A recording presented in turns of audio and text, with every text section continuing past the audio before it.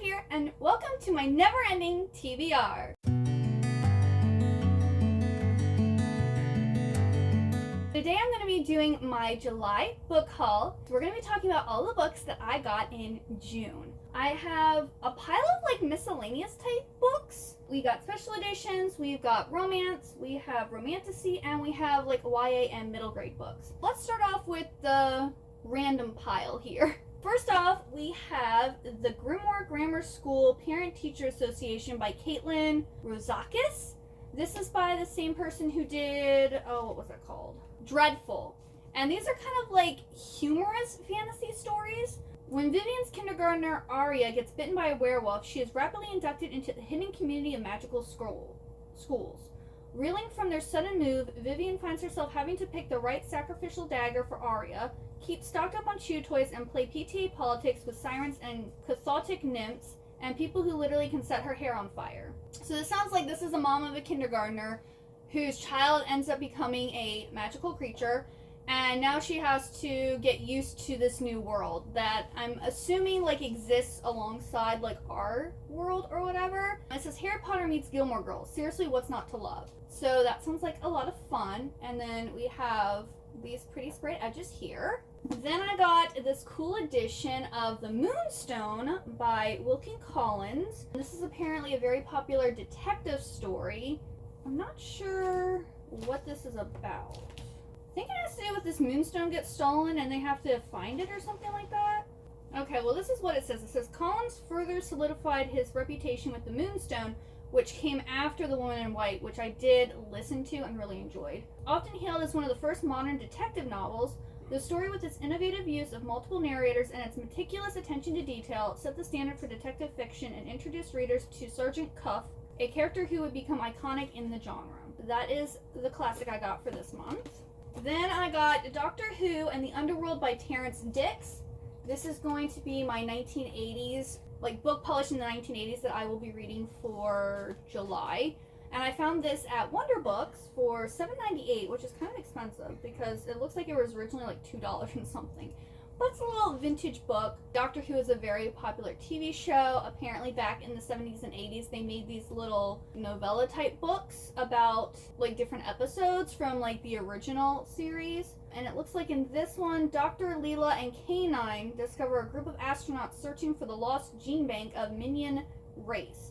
During the perilous voyage, the astronauts' craft plunges into the heart of a recently formed planet wherein an awesome secret is hidden. And this one, I don't know if it's a gothic mystery or a gothic horror, but this one just sounded really good. It's The Birdcage Library by Freya Barry. It's 1932. Scottish adventuress and plant hunter Emily Blackwood is living in Australia after the death of her twin when she accepts a mysterious commission from Heinrich Vogel, a former dealer of exotic animals in New York. Vogel now lives with his macabre collection of taxidermy in a remote Scottish castle, and Emily is tasked with finding a long-lost treasure that Heinrich believes has been hidden within the castle walls. Instead, she discovers the pages of a diary written by Heinrich's sister-in-law, Hester Vogel, who died after falling from the Brooklyn Bridge on the eve of its opening nearly 50 years before. Hester's diary leads Emily to an old book, The Birdcage Library, and into a treasure hunt of another kind, one that will take her down a dangerous path for clues. What really happened to the diary's owner, and what became of the treasure she guarded so fiercely? In Emily's search for answers, she is forced to confront her own darkest secret. Spanning Gilded Age New York society to the 1930s Scottish Highlands, this gothic novel is a mystery within a mystery. Only the most enterprising detectives will be able to unlock the secrets that lie within these pages. Okay, so it's a gothic mystery. I am very interested in this. I think I'm going to be saving this, though, for October, November time. And then this was my aardvark pick for June, and I skipped the book of the month because there wasn't anything I was really interested in.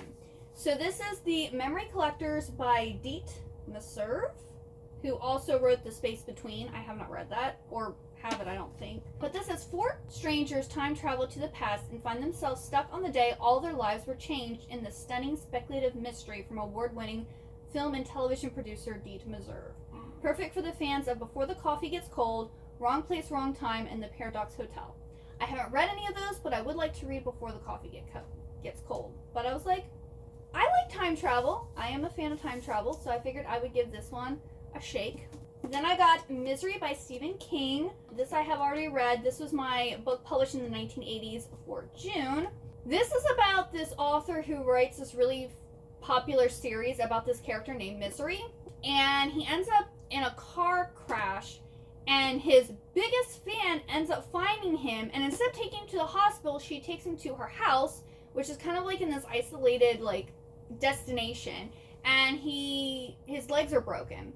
So she was a former nurse, who we find out twisted things later on in the book, but she has all this medication, she knows how to take care of him and stuff like that, and she basically forces him to rewrite the ending of the Misery series, because he ended up killing Misery off, and his biggest fan wasn't okay with that. She's like, you must be joking, and you're gonna have to rewrite the ending. You've got to change this. You can't kill off the main character. And it's pretty horrific. It's pretty gory. It's apparently a lot different from the movie. I haven't watched the movie, but my mom and dad had, so they're like, oh yeah, she did this, this, and this. I was like, oh no, it's much worse than the book. It's a lot more twisted in the book than what she did in the movie. So, if you like the movie but you wanted it more gruesome, here you go. If you're interested in this and you don't want it gruesome, I'd go and check out the movie's still gruesome, but it's not as gruesome, apparently. I haven't watched it yet. I don't know if I want to, because the book was okay. Then this one here is The King in Yellow by Robert W. Chambers. This apparently is weird fiction. The four uncanny and terrifying tales contained between these covers are all linked by their reference to a certain notorious play. A cursed, forbidden play that has spread like a contagion across the world. A play in which the second act reveals truth so terrible and so beautiful that it drives all who read it to lunatic despair. The King in Yellow. It says, these stories are some of the most thrilling ever written in the field of weird fiction. Since their first publication in 1895, they have become cult classics, influencing many writers from the renowned master of cosmic horror H.P. Lovecraft to the creators of HBO's True Detective. I've never read or watched that. But I'm interested in some weird fiction, so I got this cute little book here. And then the last book in our miscellaneous section is The Complete Guide to the Bible by Stephen M. Miller. So this basically goes book by book and talks about different historical things. It says, an illustrated, easy to follow reference covering both the Old and New Testaments.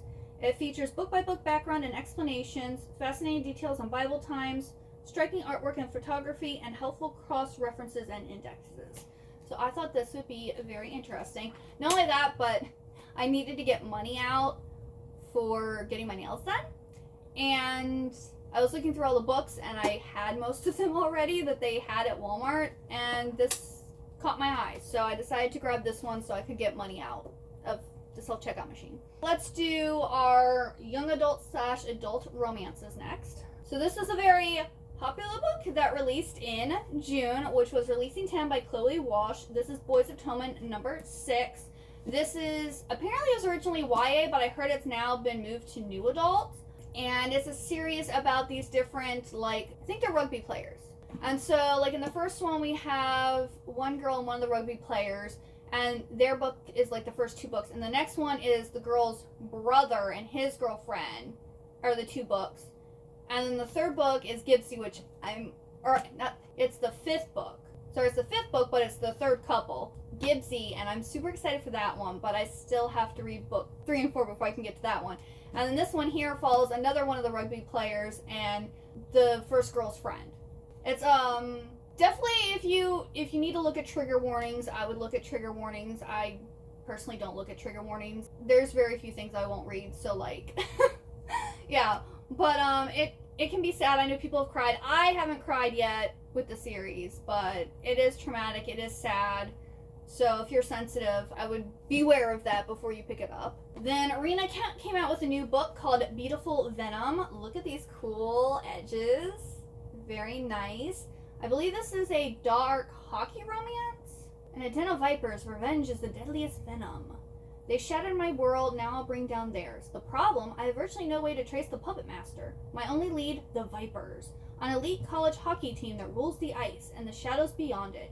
To infiltrate their secret society, I set my sights on their weakest link, Kane Davenport, the charismatic captain and the lone green flag in a nest of serpents. But too late, I realize I've enticed the most venomous snake. Kane's friendly facade hides a predator more dangerous than I imagined. He quickly unveils the monster lurking beneath the surface. A monster who lured me in only to trap me in a lethal game with no escape. Don't know what that means, but it sounds really good. So I'm super excited for this one, but I still need to read the Gods of Legacy series. So I don't know when I'm getting to this new one, but I want to make sure I got the pretty sprayed edges. Then this is another one I've read and loved. This is Problematic Simple Romance by Ali Hazelwood. I don't know, I had it sitting on my cart over here, but it looks like it got bent, and I don't know why. This is a sequel to Not in Love, and it follows the male love interest in Not in Love. It follows his sister and his best friend, and there is a, I think, 15-year age gap in this, and they're in Italy at couple from Not in Love's wedding. And it was just a fun, sweet, good summer read. And I highly recommend if you like Ali Hazelwood or if you like age gap romances. Then I'm super excited to read this one. It's called Nightshade by Autumn Woods. Like, oh, this is gorgeous. Not only that, but I read Nocticadia in June. Loved it. 5 stars. Every single one of Carrie Lake's books have been 5 stars for me so far. And this one sounds like Nocticadia. So I'm really going to read this in July. It says, he'll burn the world down for her, but she'll burn his to the ground. Ophelia Winters wants revenge. Isolated in the Scottish Highlands, Sorrow Song University only welcomes students from the most powerful families. Ophelia doesn't belong, but a rare scholarship grants her the opportunity to investigate her parents' accidental death near the castle grounds. Her plan: keep her head down and punish those responsible. The last thing she needs is to wind up in a mafia war or step on the toes of actual royalty. Things get off to a rocky start when she runs afoul of the mysterious Alex Corbo Green, son of her prime suspect. As far as she's concerned, he is a younger version of his billionaire father, a monster hiding beneath a beautiful facade. Loneliness has been Ophelia's only companion for years, but when an unknown tormentor begins to stalk her, she realizes she may not be able to survive Sorrow Song on her own. It's Alec who becomes her ally, an alibi for murder. And as she begins to fall for the soft heart that hides beneath his hard exterior, her hunger for revenge wavers. Can she bring herself to destroy everything he's ever known? Mystery, murder, revenge. Welcome to Sorrow Song University. And apparently this is from Slow Burn. So does that mean this is a slow burn romance? I don't know, but this sounds so good. I wanted to start reading it as soon as I got it, but I was like, no, you just read Nocticadia, you need to take a little break in between, you know? If it's too similar, then I might be comparing them too much, you know? And then I got 7-Year Itch by Amy Dawes. But this cover is so cute, and look at these sprayed edges! They're kitties! And then we've got plaid, and then we've got more kitties! I love it! These sprayed edges is like, yes, give it to me. This looks like it's like part of a standalone series, and the first book is 9-month contract. I did not get my 9-month contract because I believe it's like a accidental pregnancy trope. Not into that. But this one, alone and looking to bone, loudmouth mountain man seeks fiery woman to grow old with. I might look like a tall, tattooed, bearded Neanderthal, but like an onion, I have layers. Swipe right if you like a proud cat daddy. Yes, cat daddy, absolutely. Who catches feelings after direct eye contact. So I believe this guy here, like his sister or his friend or something, makes a dating app for him to get him a date.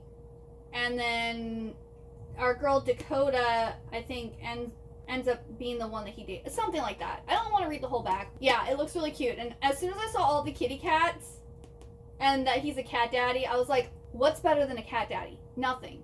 I'm sorry. Cat daddy wins.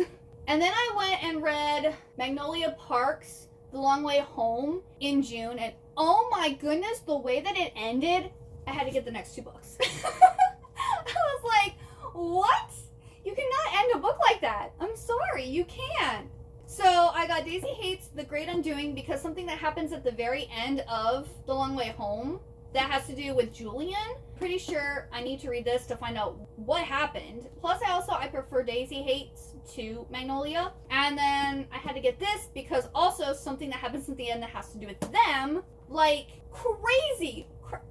I hope to at least read this one in July, but I'm hoping to also get this one read, but they're really big and I have a lot of books and I'm still catching up, so like, I don't know. Magnolia Park's, this universe is pretty much like Gossip Girl in Great Britain, or I should say in England.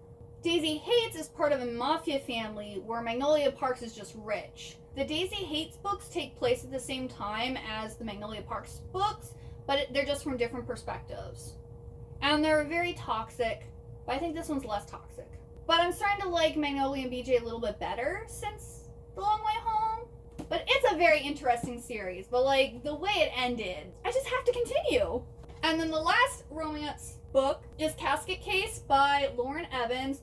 I believe Jody talked about this, and I went to order it, and the American cover was not it, so I went and ordered this one from Blackwell. So this is the UK cover.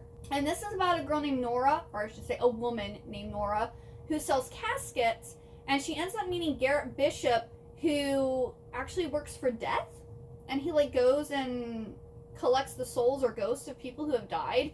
And that just sounds very interesting. This might be another one that I want to save for like October, November time. Or maybe September to like ease me into the fact that it will be fall. But I don't think this is really a summary. This sounds really, really cute. Alright, next let's do our YA middle grade books. First up we have Wish Upon a K-Star by Kat Cho. Yeah, this has like a pretty little picture underneath. Very, very nice.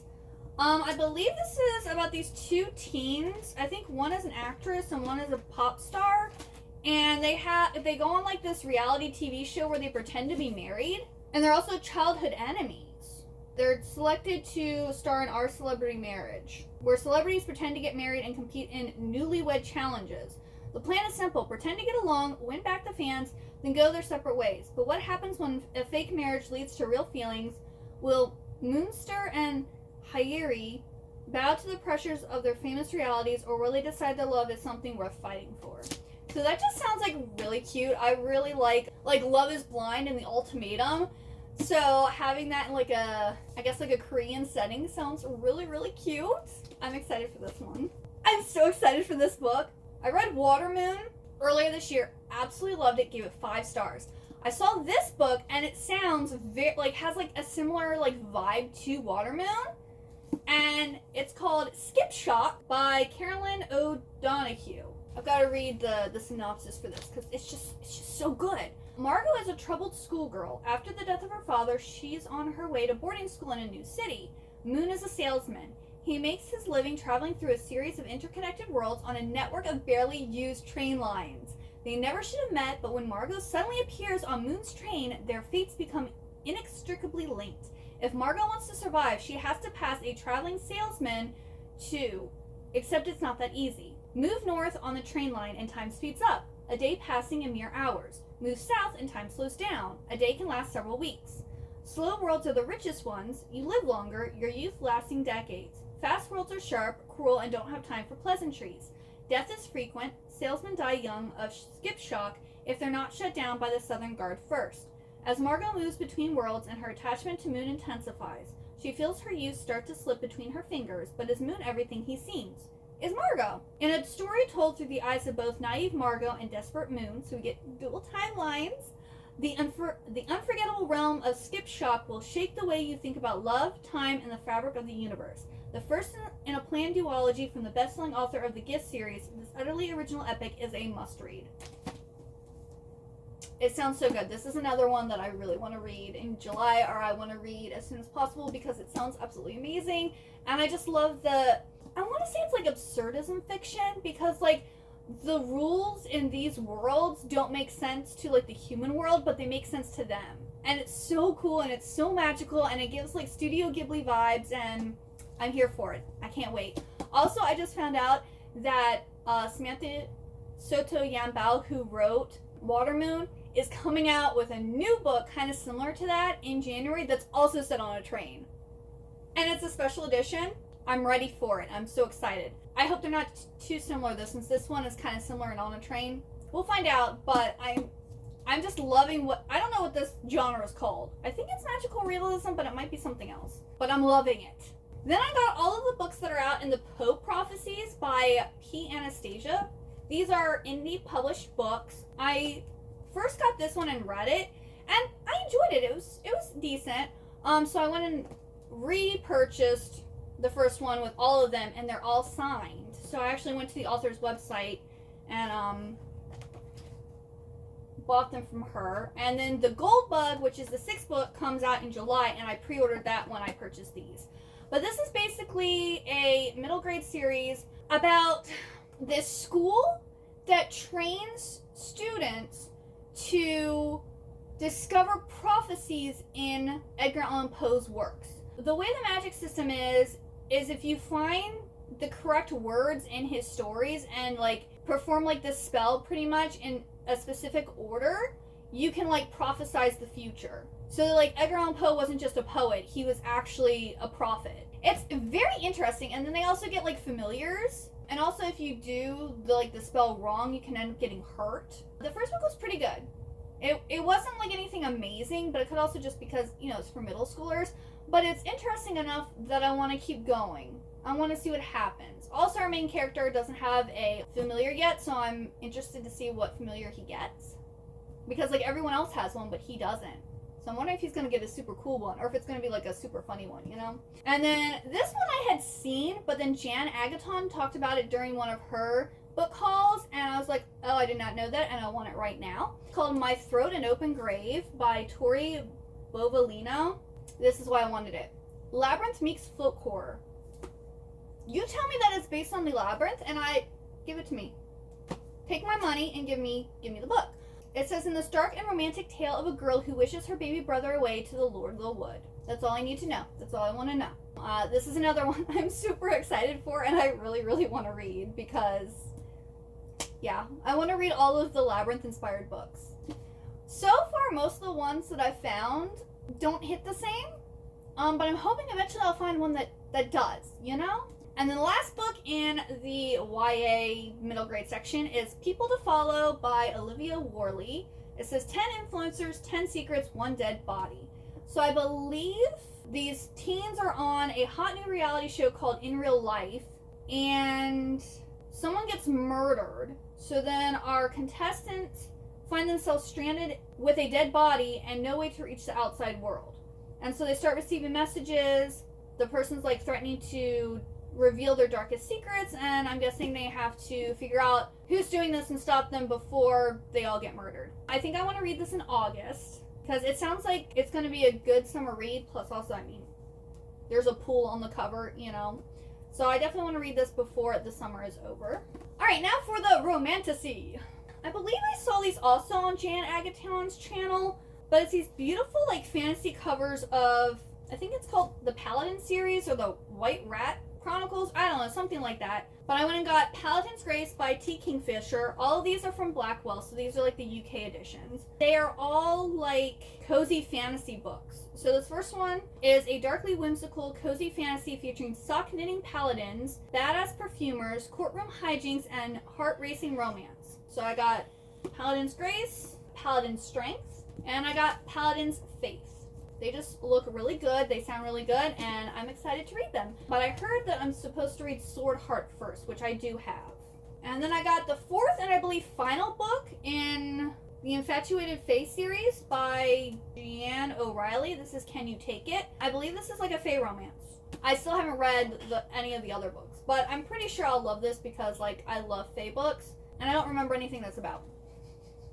I don't remember, and I don't want to read the back of this one, but I know it's a fae romance. And then I got book 6 in the Zodiac Academy series, which is Fated Throne by Caroline Peckham and Suzanne Valenti. Huge. This one is a little smaller than book 5. It's still over 900 pages long. It's a brick. Like, I've been talking about this in almost every single book haul. It's about these two sisters who find out that they're actually the heirs to this magical kingdom, and they go to this school and they end up getting bullied, and there's like a professor-student romance and lots of magical creatures. Yeah, short and sweet. Then I got The Monster and the Last Blood Match by K.A. Lind. This is by the same person who did The Wren in the Holly Library. I believe this is a prequel series though to that. So I think it's set in the same world, but it's like prior. And this one has vampires. It says Power, Hunger, Obsession. For Raina Carpenter, giving up her body isn't a choice, it's survival. In a world where humans are currency and vampires rule from the shadows, Raina accepts a high-paying position among the wealthy and ruthless elite. Her new job, a live-in-blood escort for the enigmatic and dangerously powerful Beckham Anderson. She expects cruelty, she expects hunger, she expects to become his next meal. But Beckham won't drink from her. He keeps his distance, his unreadable gaze shadowed by something far more dangerous than just desire. As the nights pass, Raina begins to sense an invisible war being waged around her. Secrets that twist through the corridors of Visage, and whispers of something far more valuable than power. Because Raina isn't just rare, she's the key to something bigger than she ever imagined, and the reason Beckham refuses to taste her blood. It might not just change them, it might destroy everything.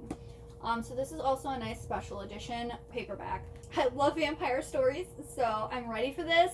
I also believe the sequel to this is coming out in October, so I'm going to need to read this before then so that I can decide whether I want to keep going on with the series. I'm trying to do that from now on instead of just buying everything in the series. And then the last romantasy that I have some of my special editions haul, but the non-special editions. The Fate, Fortune, Fire by Hazel McBride.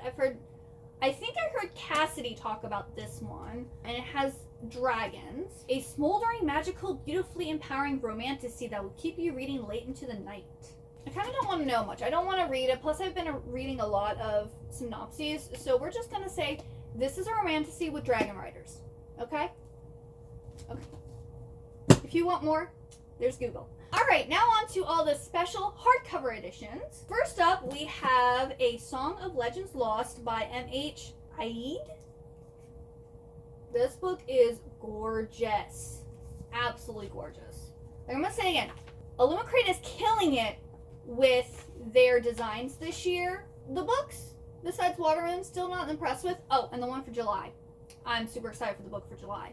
And they also leaked the picture of what the cover and stuff looks like. Gorgeous.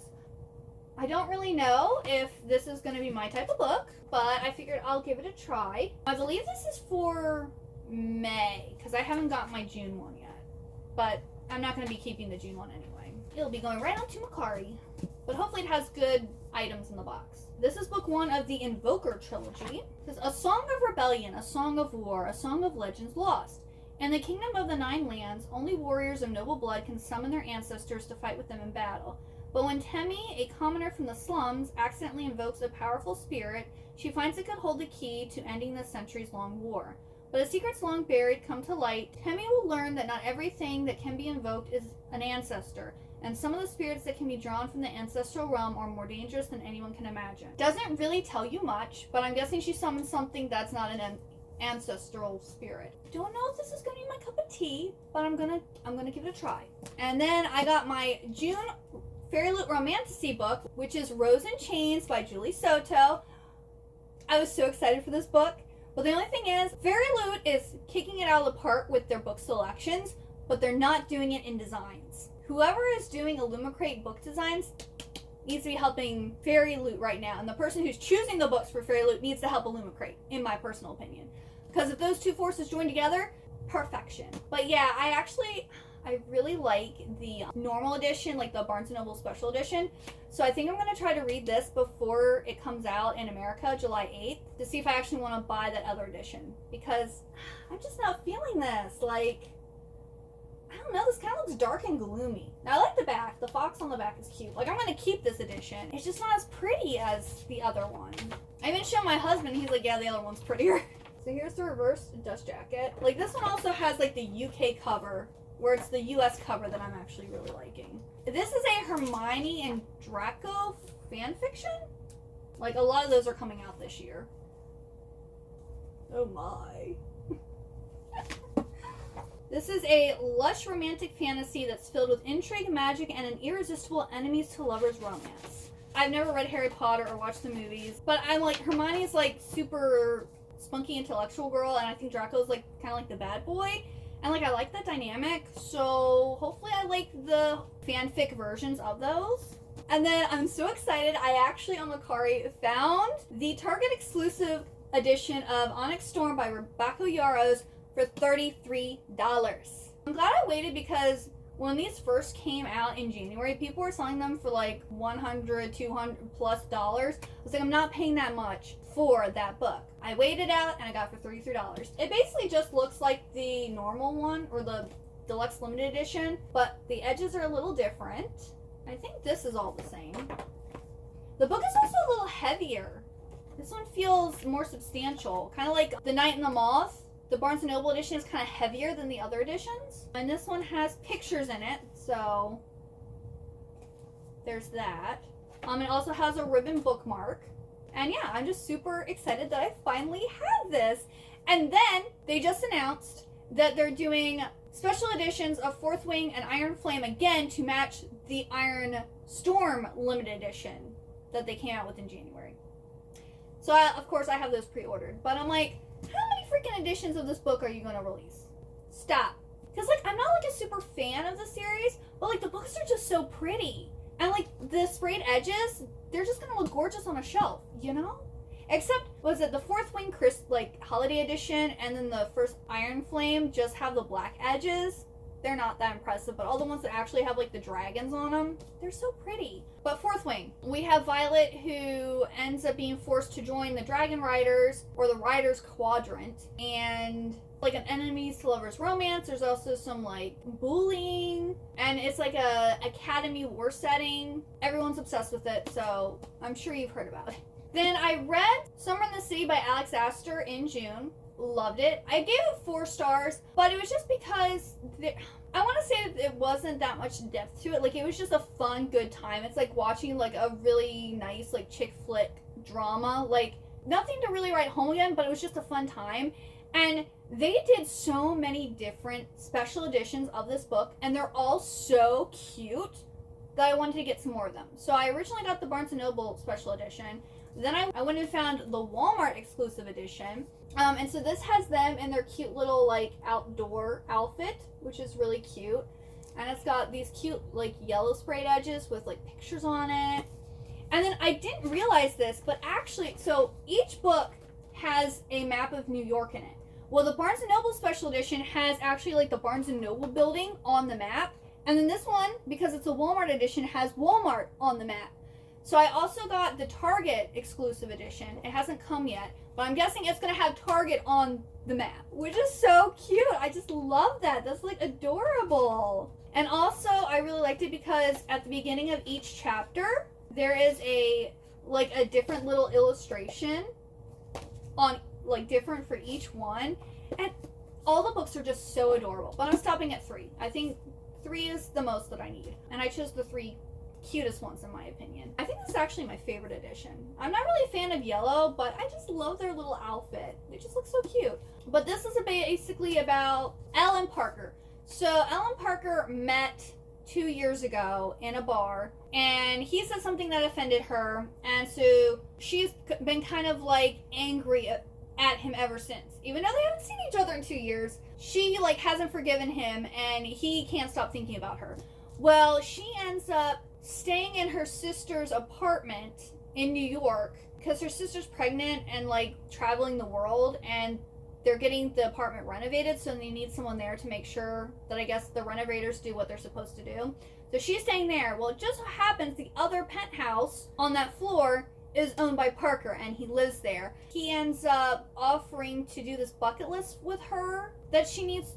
Well, she doesn't need to do it. She wants to do it because she's writing a screenplay for like this romance that's supposed to happen in New York City, and she wants to go to all the different locations to get like inspiration for her screenplay. He keeps on doing like really sweet things for her. So like I really liked the romance in this, and a lot of people were annoyed by our main girl character, but I personally wasn't. I completely got it. Like, yes, he listened to her and spent lots of money on the things she wanted, but he also didn't listen to her when she said, "Stop buying me things. You can't buy me. I don't want you spending money on me."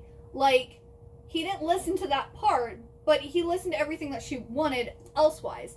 So, like, I understand some people's love language is gift giving, so that's how they show their love. So maybe that's what his issue is. But overall, it was just such a sweet, fun book. Highly recommend. Great for the summer. Then the May YA Fairy Loot book was The Floating World by Axie O. Gorgeous. Now this one Fairy Loot did a good job on. This is absolutely breathtaking.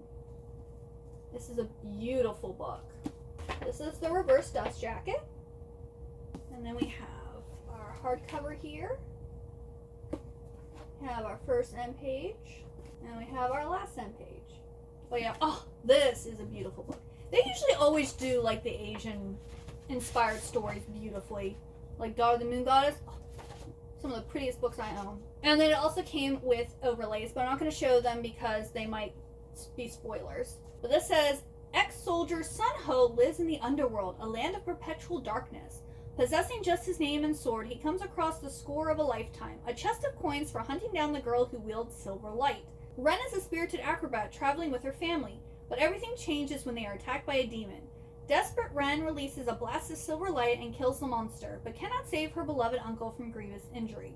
Determined to save him from succumbing to the poison wound, Ren sets off for the mountains where the creature came from, which happens to be where Ren herself fled from 10 years ago.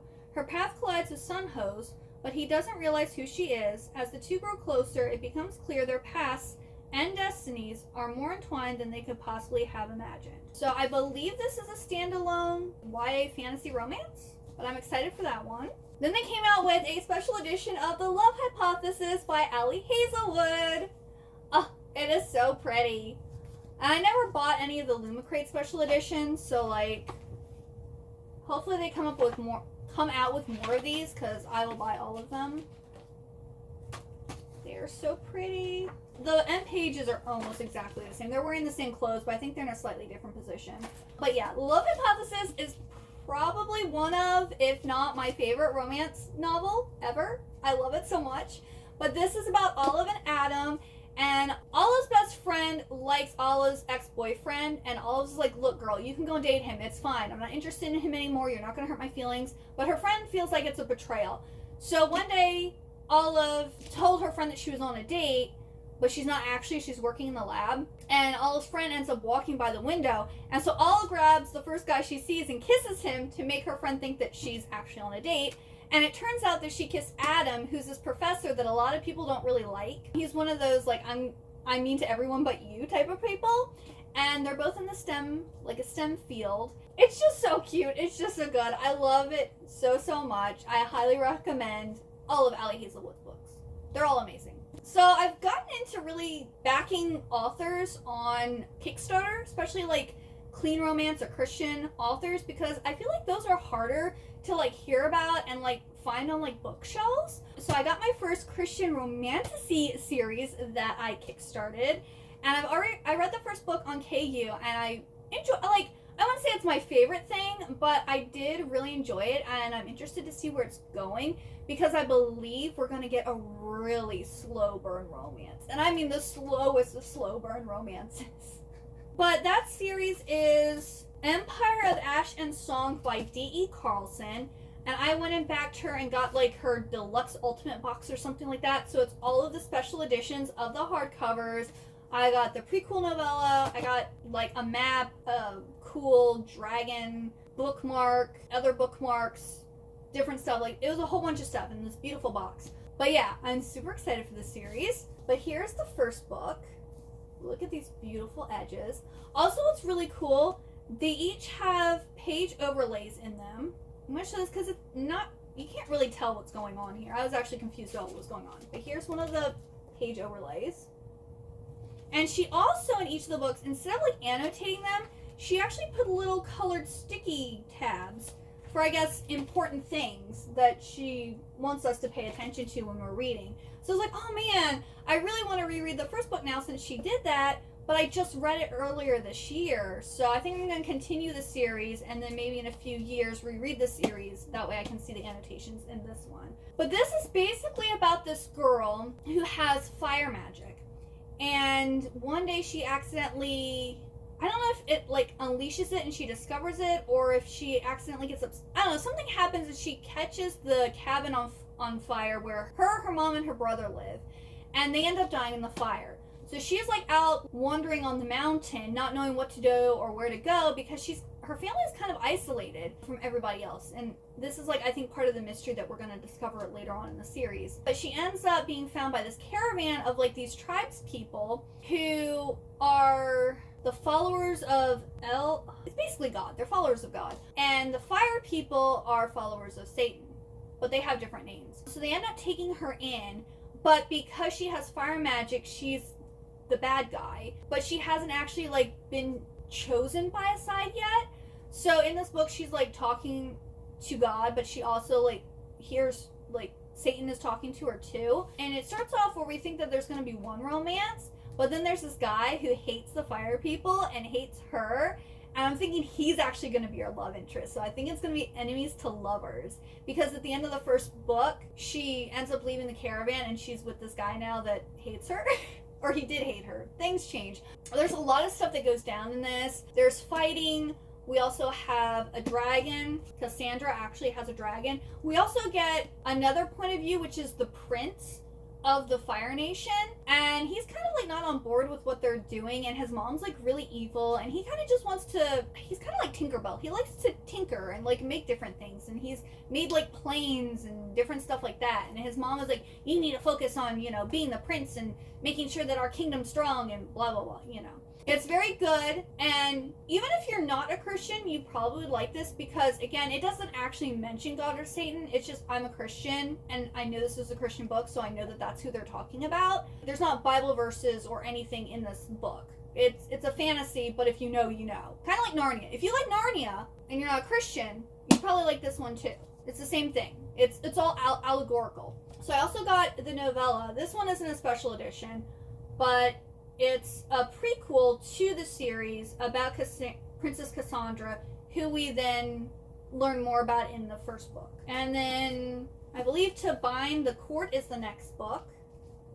Absolutely beautiful. And I don't know if you can see or not, but there's actually blue sparkles on the pages. It's not black. It's like black with blue sparkles. It's so pretty. And then the third and final book is To Bind Stars.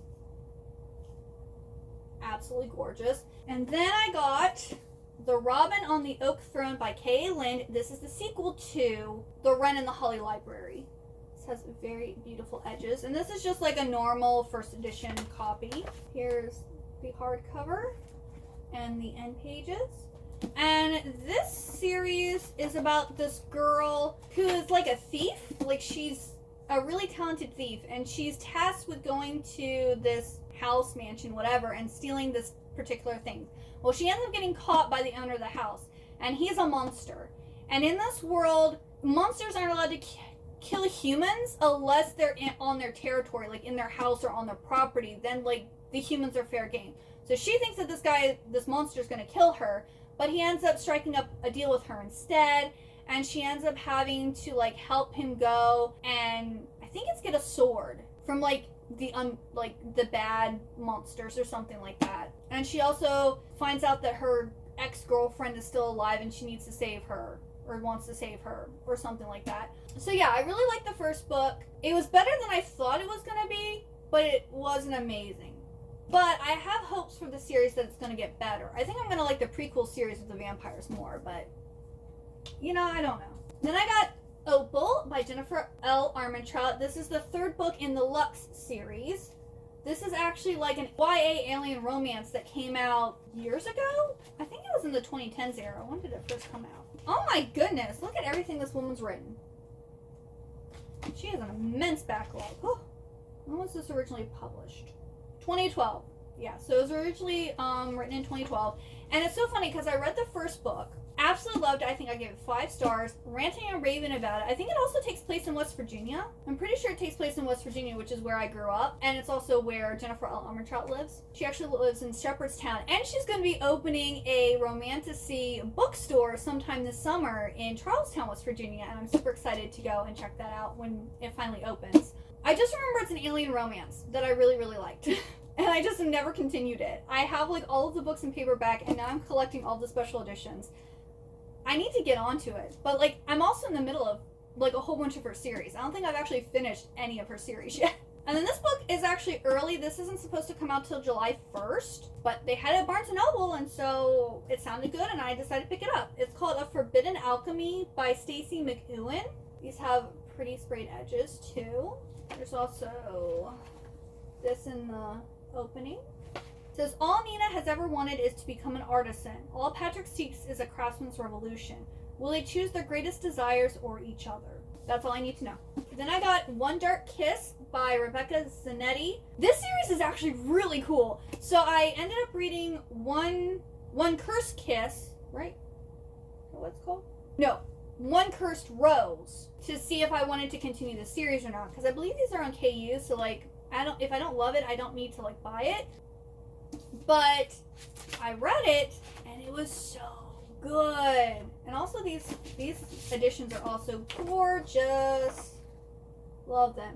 This is like a dark mafia fairy tale retelling. So the first one, the One Cursed Rose, is like a Beauty and the Beast retelling.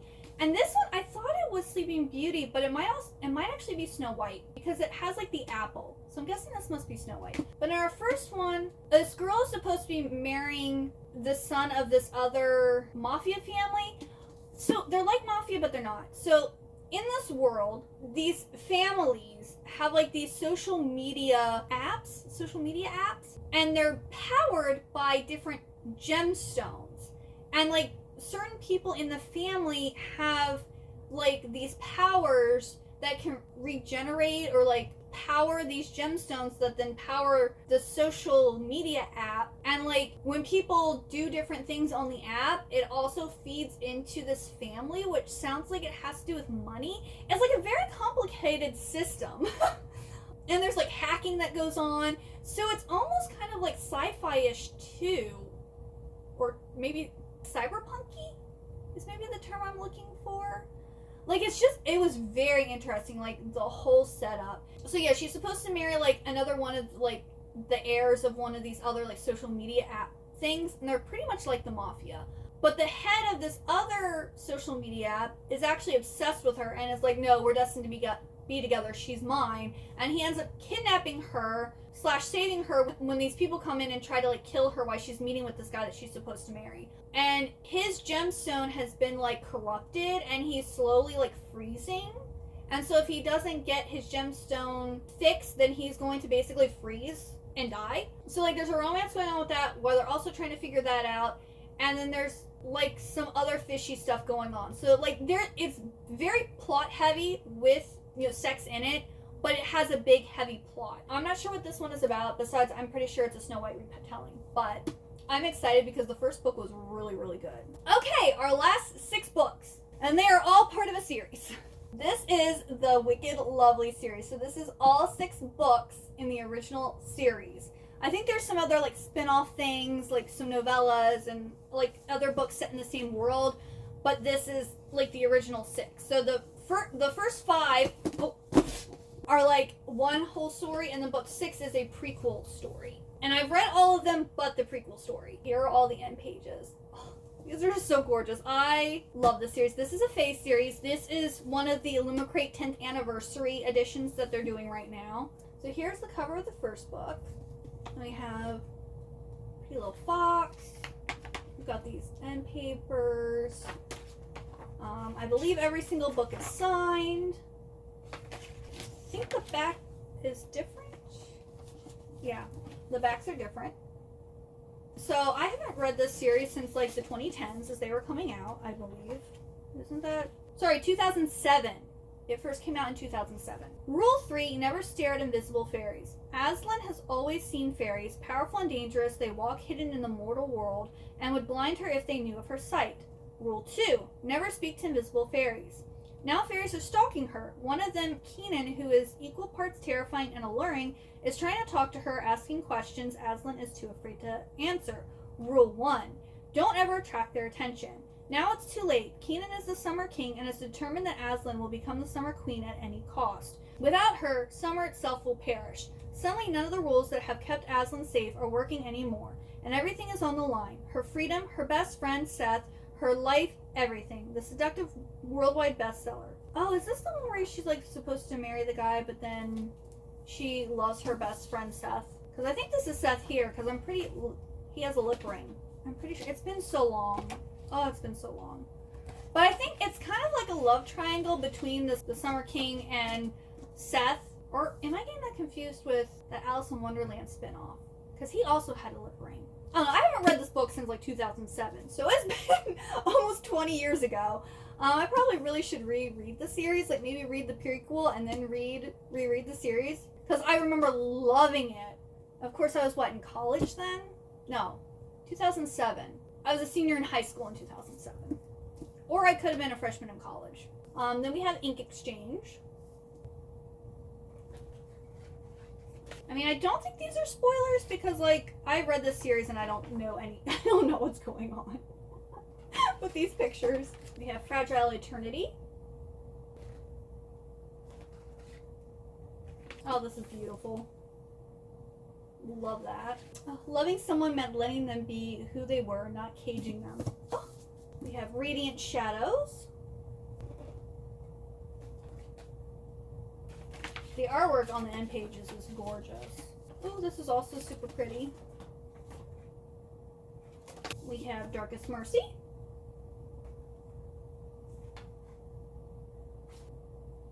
And then we have the prequel, which is Cold Iron Heart. So this one is following a different couple. Those are all of the books that I got in June. Let me know if you've read any of these, or if you're also planning to read them anytime soon, or if you think I'll love some of these, which one should I read? If you enjoyed this video, please like, comment, and subscribe. Thank you so much for watching. I hope you have a wonderful good day or night, and I hope to see you next time. Bye-bye!